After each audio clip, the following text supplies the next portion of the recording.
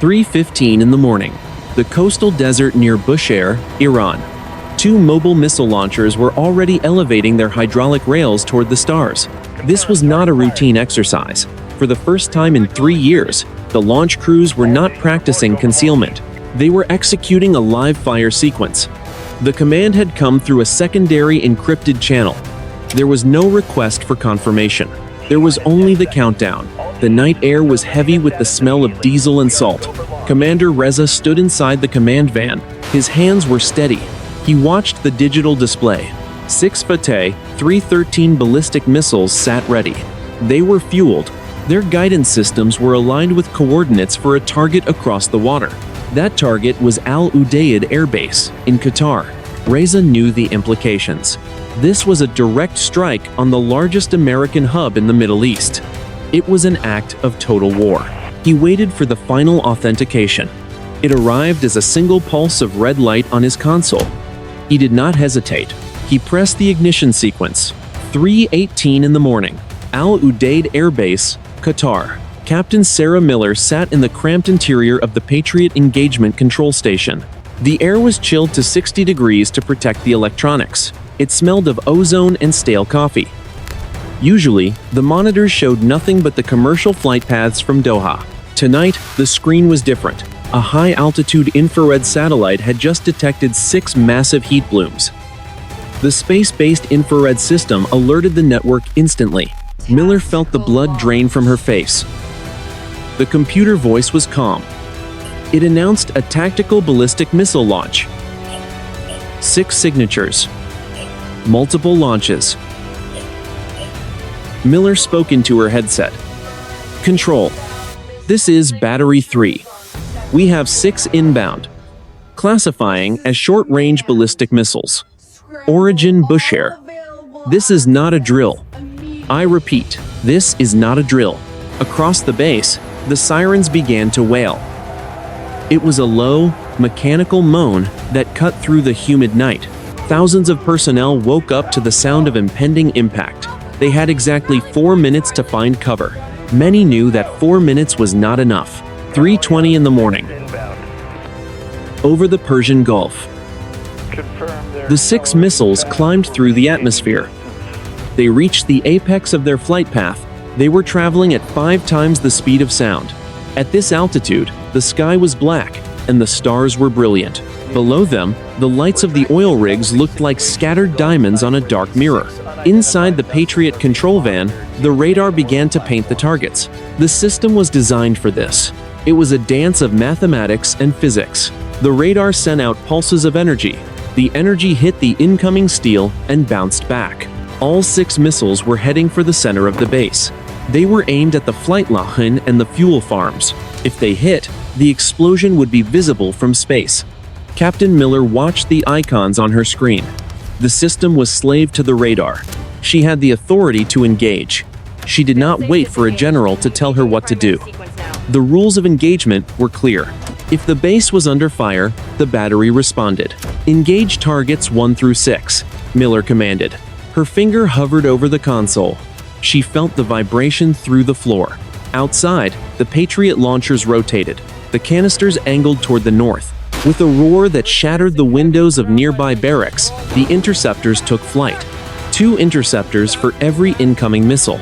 12 streaks of white light rose to meet the 6 streaks of orange fire. The morning was still quiet. It would not stay that way. 3:21 in the morning. The Persian Gulf. 12 interceptor missiles climbed toward the black sky at Mach 4. Each Patriot missile was a 6-meter-long cylinder of high explosives and advanced guidance. They did not aim for where the targets were. They aimed for where the targets would be in 30 seconds. In the command van near Bushehr, Commander Reza watched the telemetry. His screen showed the 6 Fateh 313 missiles holding their formation. They were now 80 kilometers above the water. They were beginning their descent. He saw the new signatures appearing from the south. 12 interceptors, 2 for each of his birds. Reza spoke to his technician. They have responded. Full engagement. The technician nodded. The Americans are fast, but we have the terminal speed. 3:23 in the morning. Udeid Air Base, Qatar. Captain Miller watched the distance close on her tactical display. The interceptors were 5 miles out from the first 2 targets.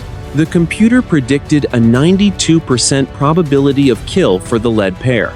The air in the control station felt heavy. Target 1, intercept in 5, the radar operator announced. 4, 3, 2, 1. A silent flash illuminated the northern horizon. High above the atmosphere, the first Patriot missile hit the first Iranian rocket. It was a kinetic kill. A bullet hitting a bullet. The impact turned both missiles into a cloud of glowing titanium and burning fuel. Splash 1, Miller whispered. Seconds later, a second flash occurred. Target 2 was gone. The radar display showed the debris spreading out. It looked like a handful of glitter thrown across a dark room. The computer began re-evaluating the remaining 4 targets. Inside the base, thousands of airmen were in bunkers. They could hear the distant thuds of the interceptions. The sound was like a heavy hammer hitting a wooden floor from miles away. Every person in the concrete shelters knew their lives depended on a series of lines on Captain Miller's screen. 3:25 in the morning.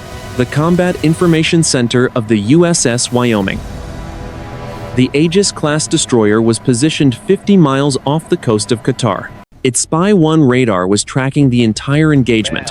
The commander of the ship, Captain Marcus Thorne, stood behind the radar consoles. His face was illuminated by the blue light of the screens. "We have 4 remaining targets," Thorne said. "Why is the 6th one maneuvering?" The radar operator adjusted the gain. "Sir, Target 6 is changing its radar cross-section, sir. Target 6 is changing its radar cross-section. It is not a standard ballistic trajectory.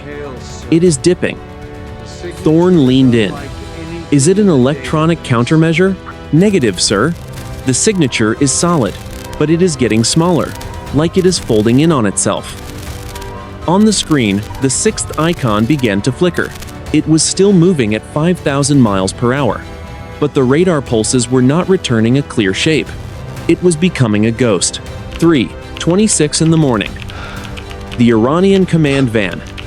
Commander Reza looked at his own terminal. "We have lost telemetry on Missile 6. Did it fail, sir?" the technician asked. "No," Reza replied. "The engine is still burning. The sensors are active, but the position data is nonsensical." On the Iranian screen, the 6th missile was showing a negative altitude. According to the data, the missile was 3 miles below the surface of the Earth, but the velocity was still Mach 6. "Resync the GPS," Reza ordered. "It must be a software glitch." Inside the American Patriot station, Captain Miller saw the same thing. The 6th target was no longer a clear dot. It was a jagged line that jumped across the screen. "I cannot get a solid lock on Target 6, the operator shouted. The interceptors are losing the track. The morning air was no longer still. The sky was filled with the fire of the first 5 kills. But the 6th missile was something else. 3:27 in the morning. The sky over the Persian Gulf was a graveyard of fire. Targets 3, 4, and 5 were successfully engaged. The Patriot battery at Al Udeid had performed flawlessly. 10 interceptors had been expended. 10 massive explosions had neutralized the threat, but Target 6 was still there. Inside the Patriot station, Captain Miller stared at her primary display. The icon for the 6th missile was no longer a solid red square. It was a flickering ghost. It was moving across the screen in impossible jumps. 1 second, it was at 40,000 feet. The next, it was at 80,000. Then, it appeared to be at sea level. The operator spoke with a tremor in his voice. "Captain, the system cannot calculate a solution. The radar is receiving returns, but the physics do not match. It is like the missile is in 3 places at once." Miller gripped the edge of her console. "Force a manual track. Use the optical sensors if you have to." "I cannot." "Ma'am," the operator replied. "The long-range cameras see nothing. There is no heat signature. There is no exhaust trail. But the radar says it is right on top of us." 3:29 in the morning. The Bushehr command van. Commander Reza was no longer sitting. He stood over his technician, staring at the telemetry feed. The 6th missile was his most advanced unit, but what he saw was impossible. The fuel levels showed a massive surge. The velocity was now climbing past Mach 7. "We are losing control," the technician said. "The guidance fins are locked. It is not responding to our abort codes." Reza felt a chill that had nothing to do with the air conditioning. Is the American electronic warfare system doing this? If it is beyond anything we have seen, the technician answered. They are not jamming us. They are rewriting the flight data. Sir, the missile is no longer heading for the base. It is heading for the center of the Persian Gulf. No, it is heading back toward the base. I cannot tell. 3:30 in the morning. Al Udeid Air Base. The sirens continued their rhythmic scream. In the bunkers, the air was thick, with the smell of concrete and fear. The personnel waited for the final impact that never seemed to come. They heard the thunder of the first 5 intercepts. Then, there was a long, terrible silence. Captain Miller checked the countdown. According to the original trajectory, Target 6 should have impacted 30 seconds ago, but her screen still showed it active. It was now circling the base. It was performing maneuvers that would tear a standard airframe apart. Control. "This is Miller," she said into the radio. "We have a rogue contact. Target 6 is non-standard. It is displaying high agility characteristics. We are attempting to re-engage with our last 2 interceptors." The response from the command center was immediate. "Negative. Miller, hold fire. We have multiple Aegis ships reporting the same contact. They are seeing a massive electromagnetic disturbance. Do not launch until we have a solid lock. We do not know what that thing is." The radar operator looked up at Miller. His face was pale. "Captain, it just stopped." "What do you mean, stopped?" Miller asked. "The velocity is 0, the operator said. "It is sitting directly over the fuel farm, 3,000 feet up. It is just hovering." 3:31 in the morning. Above the Al Udeid fuel farm. The 6th missile was a Fateh 313. It was nearly 9 meters of steel and high explosives. It was designed to hit the ground at 6 times the speed of sound. Physics dictated that it could not stop. Gravity dictated that it must fall. Yet the radar at Battery 3 was clear. The target had no forward velocity. It was stationary. Inside the Patriot station, Captain Miller watched the altitude reading. 3,000 feet. Perfectly level. "Operator, is this a sensor ghost?" The operator shook his head. "Negative. I am getting a hard return from the Aegis network. The USS Wyoming has it on their SPY-1 radar too. It is a physical object. It is right there." Miller looked at the video feed from a remote security camera. The camera was pointed at the sky over the northern edge of the base. The night was clear. The stars were visible. There was nothing. No fire. No metal. No silhouette against the moon. "I see nothing on the optical," Miller said, "but the radar says it is a solid mass." 3:32 in the morning. The USS Wyoming. Captain Thorne stood in the center of the Combat Information Center. "Talk to me. What are we looking at?" The electronic warfare officer looked up from his console. "Sir, the electromagnetic spectrum is screaming. I am picking up a massive burst of radiation from that coordinate. Not microwave, not radio. It is something higher. It is ionizing the air around it. That is why the radar sees it. It is reflecting off a pocket of plasma." "Is it a weapon?" Thorne asked. "If it is not ours," the officer replied. "And it is not Iranian. It is holding a position within 1 centimeter of accuracy, in a 30-knot crosswind. Nothing we own can do that." 3:33 in the morning. The Iranian command van. Commander Reza had lost all contact. The screen in front of him was a wall of static. His radio was dead. The silence inside the van was absolute. He looked at his technician. The man was staring at his own hands. They were shaking. "The missile is gone," the technician whispered. "No," Reza said. "The fuel was not spent. It did not explode." "Where did it go?" "It did not go anywhere," the technician replied. "The last data packet we received was a temperature reading. The external skin of the missile reached 10,000 degrees in 1 millisecond. It did not melt. It just Changed. 3:34 in the morning. Al Udeid Air Base. Captain Miller received a direct order from Central Command. Battery 3. You are cleared to fire your remaining interceptors. Destroy the target. Miller did not hesitate. Copy. Launching now. She pressed the sequence. 2 more Patriot missiles roared off their rails. They climbed into the night, their rocket motors lighting up the base like a second sun. They were guided by the radar return of the hovering Ghost. The interceptors reached 3,000 feet in seconds. They were programmed to explode on proximity. They reached the coordinates. They passed through the exact space where the radar said the 6th missile was sitting. They did not explode. They flew straight through the coordinate and continued into the upper atmosphere. Their seekers found nothing. Their fuses did not trigger. On the radar screen, the 2 interceptors moved away. The Ghost remained. "We missed," the operator said. His voice was a flat, empty sound. "We flew right through it. There was nothing there to hit." The Ghost began to move again, but it was no longer a missile. 3:35 in the morning. Over Al Udeid Air Base. The 2 Patriot interceptors continued their climb until their fuel was exhausted. They fell toward the Persian Gulf as dead weight. On the radar screen in Captain Miller's station, the 6th target began to descend. It did not drop like a stone. It moved with a deliberate, smooth velocity. It was descending at exactly 60 miles per hour. Inside the Patriot station, the atmosphere was suffocating. Captain Miller watched the altitude readout. 2,000 feet, 1,500. It is coming down right on top of the fuel farm.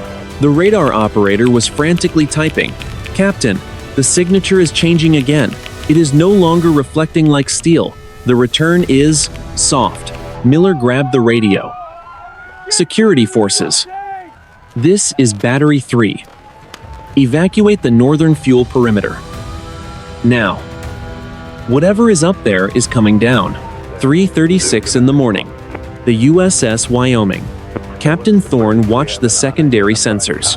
The ship's thermal cameras were now slaved to the radar coordinates. On the high-definition infrared screen, a faint smudge appeared. It was not a heat signature. It was the opposite. It was a pocket of absolute cold. "Sir, look at the water," the electronic warfare officer said. The exterior cameras showed the surface of the Persian Gulf directly below the object's path. "Is the Iranian missile still in there?" Thorne asked. "The radar says yes," the officer replied. "The mass is the same, but the energy output is impossible. It is absorbing every radio wave we throw at it. It is not just stealth, it is a vacuum." 3:37 in the morning. Al Udeid Air Base. The object reached 500 feet. At this height, it should have been visible. The security teams near the fuel farm looked up with night vision goggles. There was no sound, no jet engine, no rocket hiss, no wind. The silence was more terrifying than the roar of the missiles had been. Inside the Patriot station, the computer began to scream a new warning. "System failure. Radar link lost. Signal integrity 0%. The screen went black. Then the lights in the control station flickered and died. The backup generators did not kick in. Outside, the entire northern sector of Al Udeid Air Base went dark. The streetlights, the hangar bays, and the perimeter fences all lost power simultaneously. Captain Miller stepped out of the control station into the humid night. She looked toward the fuel farm. In the darkness, she saw a single point of light. It was not red or orange like a fire. It was a pale, pulsing violet. It was hovering just 10 feet above the massive fuel tanks. Then, the violet light expanded. Every radio on the base erupted with a burst of white noise. It was a sound like 1,000 voices speaking at once in a language that was not human. It lasted for exactly 3 seconds. The morning was no longer quiet. The air itself seemed to be vibrating. 3:38 in the morning. The violet light over the fuel farm intensified. It did not glow like a lamp. It pulsed like a heartbeat. Inside the security perimeter, the air grew heavy. The ground crews felt the hair on their arms stand up. The smell of ozone was thick. It was the scent of a lightning strike that had not yet happened. Inside the Patriot station, Captain Miller watched through the open door. She was a professional. She had spent a decade studying ballistics and trajectories. What she saw defied every manual in her career. The 9th Iranian missile had reached its target, but it had not hit. It had arrived. Control. "This is Miller," she shouted into her handheld radio. "The target is stationary, 10 feet above the tanks. It is glowing. I repeat, it is glowing." The radio crackled. The voice of the base commander was distorted by static. "Miller, we have a visual from the tower. Do not engage. I repeat, do not engage. All weapons are to remain on safe." 3:38 and 30 seconds. The Iranian command van. Commander Reza watched as his screens flickered back to life. The static cleared. But the data was impossible. The 6-round salvo was gone. 5 had been intercepted. The 6th was showing a status of active, but the location was no longer Qatar. According to the internal guidance of the missile, it was back on the launch rail in Bushehr. "Sir," the technician gasped. "The missile. It says it is here." Reza looked out the window of the van toward the launch pad. The pad was empty. The desert was dark, but the computer insisted the weapon had never left. 3:38 and 45 seconds. Udeid Air Base. The violet light reached a blinding crescendo. The shimmering distortion in the air grew larger. It began to pull. Loose gravel on the road began to roll toward the fuel tanks. A nearby security vehicle began to slide, its tires screeching against the asphalt. Despite the parking brake, the sound returned. It was not a roar. It was a high-frequency hum that vibrated the teeth of every person within a mile. It was the sound of metal being stressed beyond its breaking point. Captain Miller shielded her eyes. She saw the shape of the Fateh missile for a split second inside the violet core. It was glowing white-hot. It was melting. But the liquid metal was not dripping. It was being held in place by an invisible force. It was being reshaped. The hum reached a pitch that was almost unbearable. The ground shook. The massive fuel tanks groaned as the pressure around them plummeted. 3:39 in the morning. The hum stopped. The violet light vanished. In its place was a silence so absolute it felt like a physical weight. The massive electromagnetic pressure that had been crushing the northern sector of the base simply evaporated. Captain Miller let her hand. Her vision was swimming with green afterimages. She waited for the explosion. She waited for the fuel farm to erupt in a fireball that would level the horizon. It did not happen. The fuel tanks were still there. They were untouched. The security vehicle that had been sliding toward the center of the disturbance stopped dead. But the missile was gone. There was no debris. There was no smoke. There was no liquid metal on the ground. "Report," Miller commanded, her voice cracking. The radar operator stumbled out of the dark control station. He was holding a handheld tablet that was slowly rebooting. "Captain, the radar is clear. The sky is empty. Target 6 is... It is off the board." "Did it impact?" Miller asked. "No, ma'am," the operator replied, staring at his screen. The seismic sensors in the ground did not record a shockwave. The thermal cameras show the fuel tanks are actually colder than they were 5 minutes ago. Whatever that thing was, it did not hit us. It left. 3:39 and 30 seconds. The USS Wyoming. Captain Thorne was looking at a blank master tactical display. "What just happened? Where is the contact?" "Gone, sir," the electronic warfare officer said. He sounded breathless. "The interference is gone. The plasma signature is gone. But sir, look at the satellite feed. Look at the water." Thorne looked at the monitor showing the overhead infrared view of the Persian Gulf. The perfect circle of calm water was still there. But in the center of that circle, something was floating. It was white. It was perfectly rectangular, and it was exactly the size of a standard shipping container. "Is that the missile?" Thorne asked. "Negative, sir," the officer replied. "The density is wrong. It is sitting high in the water. It has no thermal signature. It is like a block of styrofoam." 3:39 and 45 seconds. The Bushehr command van. Commander Reza was staring at his technician's screen. The status of Missile 6 had changed again. It no longer said active. It no longer said it was on the launch rail. The screen displayed a single word in Farsi. It was a system error message that none of them had ever seen before. Transmuted. What does that mean? Reza asked. I do not know, sir, the technician said. The system is not designed to use that word. It is not in the software architecture. It is like the missile's computer wrote its own obituary before it died. 3:40 in the morning. Udeid Air Base. The power flickered back on. The hangars glowed with orange sodium lights. The sirens cut out, leaving a ringing in everyone's ears. Captain Miller walked toward the fuel farm. She was joined by a team of security forces, their rifles lowered. They reached the spot where the violet light had been. The asphalt was not burned, it was polished. A circle of ground 10 feet wide was now as smooth as glass. In the center of the circle sat a small pile of fine, gray dust. Miller knelt down. She did not touch it. She leaned in close. The dust was moving. It was vibrating in a rhythmic pattern, forming geometric shapes that shifted every few seconds. Captain, a security airman whispered. What is that? I think it is what is left of the warhead, Miller said.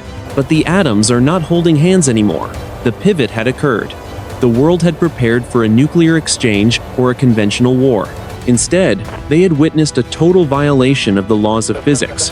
The sixth missile had not been intercepted by a Patriot. It had been neutralized by something that regarded a Mach 6 ballistic missile as a minor inconvenience. 3:42 in the morning. Udeid Air Base.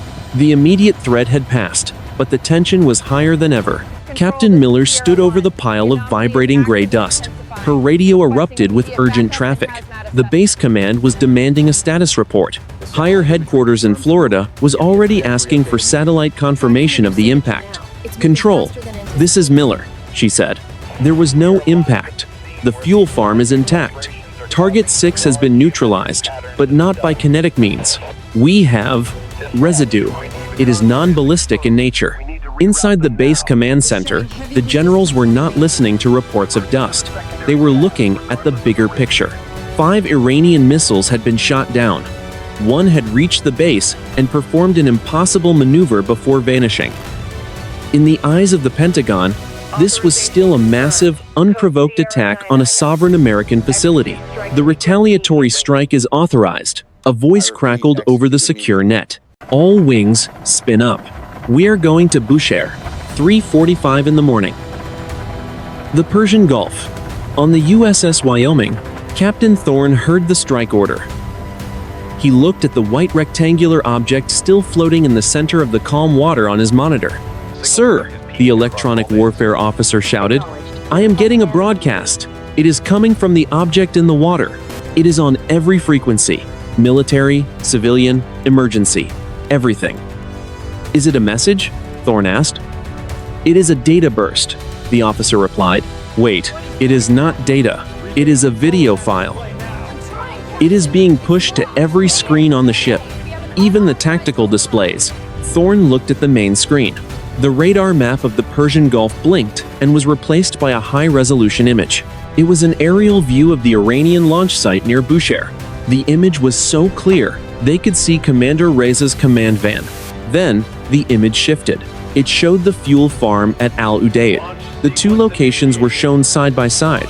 Between them, a single line of text appeared, in English, Farsi, and Mandarin. The trajectory of conflict has been corrected. Do not reinitiate. 3:48 in the morning. The Bushehr command van. Commander Reza was staring at the same screen. The video feed was playing on his tactical terminal. He saw his own van from a perspective that shouldn't exist. There were no drones in the area. No satellites had that kind of real-time low-altitude resolution. They are watching us, the technician whispered. Not the Americans. Whoever did this to the missile. Whoever did this to the missile. Reza reached for the secure phone to Tehran. He had orders to prepare a second salvo if the first was intercepted. He had his finger on the button to initiate the launch of 12 more missiles. But he looked at the screen. He saw the text, "Do not reinitiate." He felt a cold sweat on his neck. This was not a warning from an enemy. It was a statement from a superior power. 3:50 in the morning. Udeid Air Base. Captain Miller watched as the gray dust on the ground suddenly stopped vibrating. It didn't blow away in the wind. It simply faded. 1 second it was there, and the next, the polished asphalt was empty. "Captain," the operator called out from the doorway of the station. "The strike order. It was just rescinded. All aircraft are being told to stand down." Washington just got the video. The confusion was total. Two world powers had been on the verge of a hot war. They had the missiles in the air and the bombers on the runway. Then, a third party had stepped into the middle of the flight path and erased the ammunition. Miller looked up at the sky. It was turning a pale, pre-dawn blue. The stars were fading. "They didn't just stop a war," she said softly. "They humiliated us, both of us." The crisis was de-escalating, but the mystery was only beginning. The sixth ghost had left its mark. 4 in the morning, Central Command Headquarters, Florida. The room was a cavern of glass and glowing blue light. General Anthony Vance stood before the massive main screen. He had been prepared to order a full-scale retaliatory strike on the Iranian coastline. His finger had been seconds away from authorizing the launch of dozens of Tomahawk cruise missiles. Now, he stood in a silence that was almost deafening. The video message that had hijacked every screen in the theater was still frozen on the final frame. The message was simple. The trajectory had been corrected. "I want an origin for that signal," Vance said. His voice was low and dangerous. "I want to know how someone hacked a closed-loop military satellite network. And I want to know what happened to that sixth missile." A senior intelligence analyst stepped forward. "Sir, we have analyzed the waterfall data from the Patriot battery and the USS Wyoming. We are looking at the raw radar returns. There was no hardware failure. There was no jamming." The analyst pointed to a graph, showing a jagged peak of energy. At the moment the missile stopped, the local laws of thermodynamics were bypassed. The missile did not just lose velocity. The kinetic energy, the thousands of pounds of force moving at Mach 6, was simply removed from our reality. It did not go into heat. It did not go into a shockwave. It just stopped existing. 4:15 in the morning. The Persian Gulf. A Navy Seahawk helicopter hovered 500 feet above the white rectangular object. The pilots were wearing specialized goggles to protect against potential radiation. Below them, the water was still unnaturally calm. "Control. This is Raven 4-1, the pilot said. "We are over the package. It is not a container. It is a solid block of what looks like white ceramic. There are no seams. There are no markings. And sir, the sonar is reporting something strange. The object has no bottom. It is floating on the surface, but the sonar pings go straight through the water beneath it, as if it is not there." "Copy, Raven," the controller responded from the Wyoming. "Do not attempt recovery. Maintain distance." 4:30 in the morning. The Bushehr command van. Commander Reza had received a direct communication from his superiors in Tehran. The second salvo was cancelled. The Iranian military was in a state of total paralysis. They had fired 6 missiles. 5 had been destroyed by the enemy they understood. The 6th had been handled by something they did not. "They are calling it an external intervention," the technician told Reza. "The Ministry of Science is already on the way. They want the telemetry logs. They think the Americans have a secret weapon. The Americans are just as terrified as we are," Reza said. He looked at the empty launch rail. If they had this technology, they would not use it to save a fuel farm. They would use it to make our entire military disappear. No, this was not the Americans. 5 in the morning. Udeid Air Base. Captain Miller sat on the steps of the engagement control station. The adrenaline had finally left her system, leaving her exhausted and cold. She watched a specialized hazmat team in heavy suits sweep the polished asphalt where the violet light had been. They were finding nothing. No radiation, no chemical residue, just a perfectly clean surface. The sun began to crest over the horizon, casting long shadows across the base. The threat of war had retreated, replaced by a profound sense of vulnerability. For decades, the global order was built on the balance of firepower. That balance had just been proven irrelevant. "Captain," the operator said, stepping out with a laptop. The white object in the Gulf.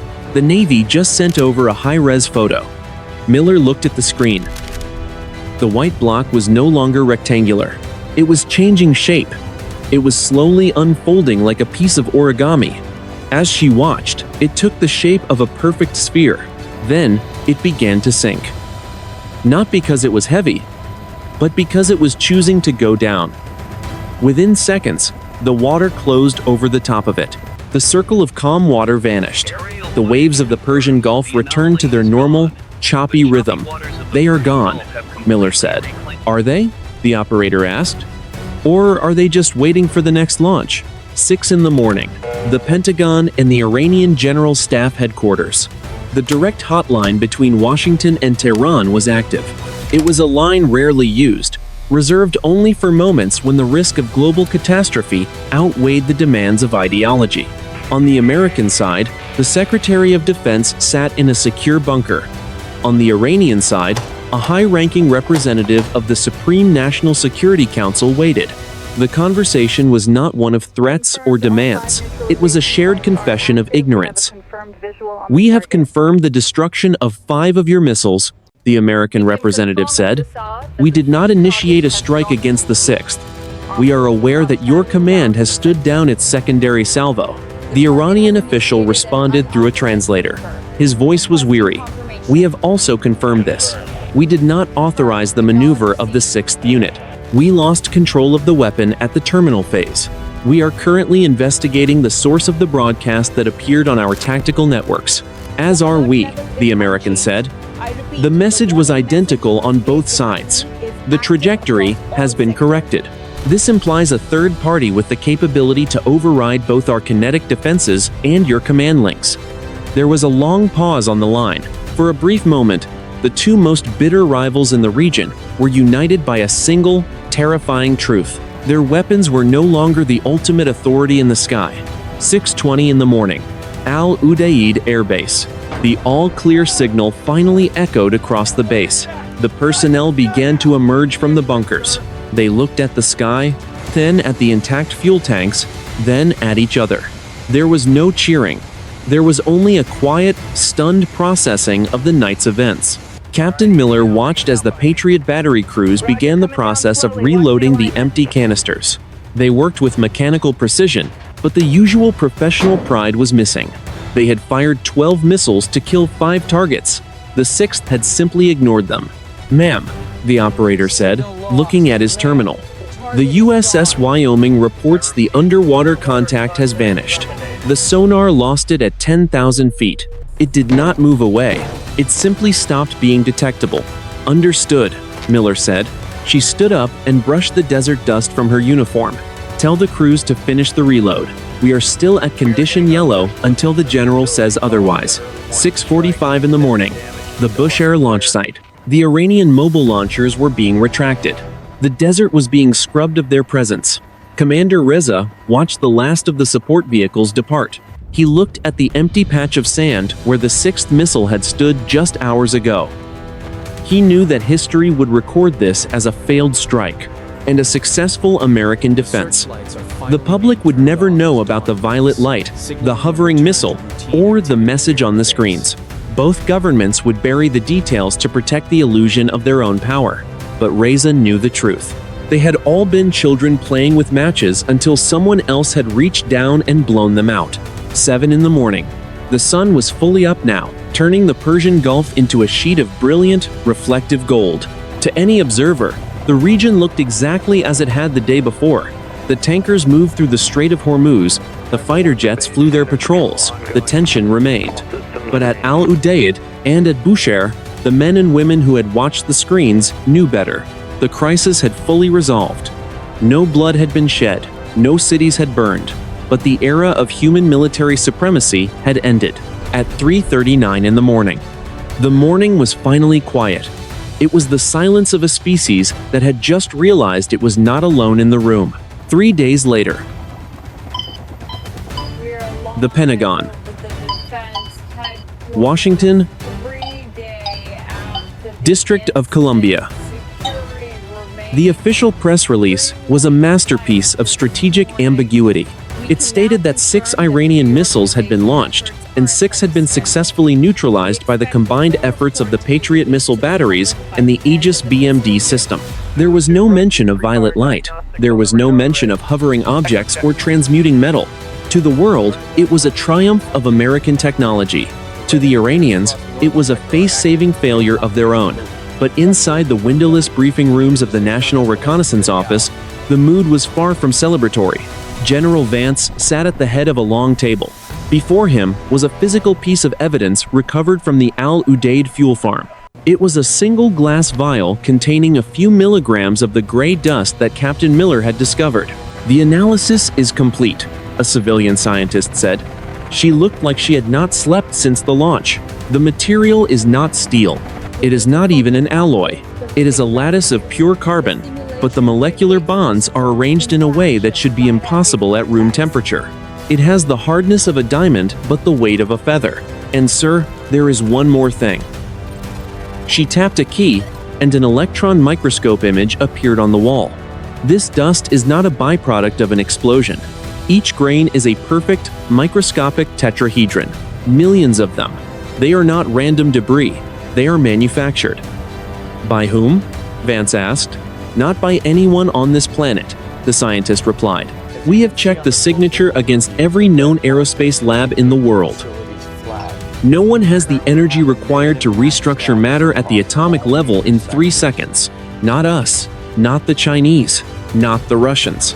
3 days later, a secure facility north of Tehran, Commander Reza was no longer in uniform. He sat in a small, dimly lit room. Across from him sat 2 men in civilian suits. They had been questioning him for 18 hours. They wanted to know if he had sabotaged the 6th missile. They wanted to know if he had been bribed by the Americans to install a kill switch in the guidance system. "I have told you," Reza said. "The missile was functioning perfectly. It was on target. Then, the physics of the world stopped working. If you want a culprit, look at the sky, not at me." The men in suits looked at each other. 21 words. They had the telemetry logs. They knew Reza was telling the truth, because the logs showed the same impossible data. They were not looking for a traitor.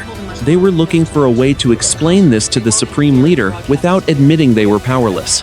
"The 6th missile will be recorded as a guidance failure," the senior interrogator said. "You will be reassigned to a border post in the mountains. You will never speak of the violet light. You will never speak of the message." Reza nodded. He felt a strange sense of relief. He was being exiled, but he was alive. He knew that the men in this room were more afraid of the truth than he was. 3 days later, Udeid Air Base, Qatar. Captain Miller stood on the flight line, watching a C-17 transport plane take off. Her battery was back on high alert, but the feeling of the base had changed. The soldiers moved with a new kind of hesitation. They looked up at the sky more often than they used to. She had been interviewed by 4 different intelligence agencies. They had recorded her every word. They had taken her uniform for testing. In the end, they told her she had done a fine job, and that her promotion was on track. But they also reminded her of the non-disclosure agreement she had signed. "They want us to forget," her radar operator said, walking up beside her. He was holding 2 cups of coffee. "They have to," Miller said, taking a cup. "If the public knew that our entire defense system could be turned off by a light show, the stock markets would collapse. The treaties would mean nothing. We have to pretend we are in control. Are we?" the operator asked. Miller looked at the spot where the fuel farm still stood. It looked mundane in the morning sun. "No," she said. "We are just the audience. The play hasn't even started yet." The tactical aftermath was being scrubbed from the record. The physical evidence was being hidden in deep vaults. But the strategic reality had shifted. 2 nations had tried to start a war, and something else had decided they were not allowed to. 1 month later. The National War College, Washington, District of Columbia. The incident was now a classified case study, known only as the Bushehr al-Udeid anomaly. It was not discussed in the halls or in the classrooms. It existed only in a series of red-striped folders stored in a SCIF, a sensitive compartmented information facility. General Vance sat alone in the quiet of the vault. reading the final strategic assessment. The document was signed by the heads of every major intelligence agency. It did not contain a plan for retaliation. It did not suggest new weapon systems. It was a document of profound humility. The assessment concluded that the events of that night were a deliberate demonstration of power. The third party had not just neutralized a missile, it had neutralized a philosophy. For a century, the doctrine of the great powers had been built on the concept of deterrence through mutual destruction. The sixth ghost had proved that deterrence only works if the actors are the most powerful things in the sky. Modern warfare had been redefined. It was no longer a game of who fires first, but a question of who is being permitted to fire at all. 1 month later, the Persian Gulf. The waters were blue and calm. The USS Wyoming had been rotated out of the theater, replaced by a newer destroyer. The crews on the new ship did not know why the sonar operators were instructed to run extra calibrations on the water's surface tension. They did not know why the electronic warfare officers were told to report any violet shift in the spectrum, no matter how brief. On the seabed, 2 miles below the surface, the white sphere remained. It was no longer active. It did not pulse. It did not move. It sat in the silt, invisible to the world above. It was a silent sentry, waiting for the next time. The humans decided to test the boundaries of their cage. The final thought of the strategic assessment remained burned into General Vance's mind. It was the only part of the report that was not written in technical language. It was a warning. We have long looked at the stars and wondered if we were alone. We have looked at our enemies across the borders and wondered who would win the next war. We were asking the wrong questions. The sixth missile did not miss its target. It was taken. And if they can take a missile, they can take a city. They can take a continent. We are not the masters of our own destiny. We are merely being managed. The geopolitical landscape returned to its usual state of friction. Diplomatic cables were sent, sanctions were debated, speeches were made in the United Nations. But in the quiet offices of the Pentagon and the hidden bunkers of Tehran, the maps were being redrawn, not with new borders, but with new limits. The morning was finally quiet. The world moved forward, oblivious to the fact that its greatest weapons had been rendered as harmless as toys. The sixth ghost was gone, but the shadow it cast would never leave the halls of power. Modern warfare had changed. It was no longer decided by the brave or the technologically advanced. It was decided by the Watchers, and the Watchers were not finished.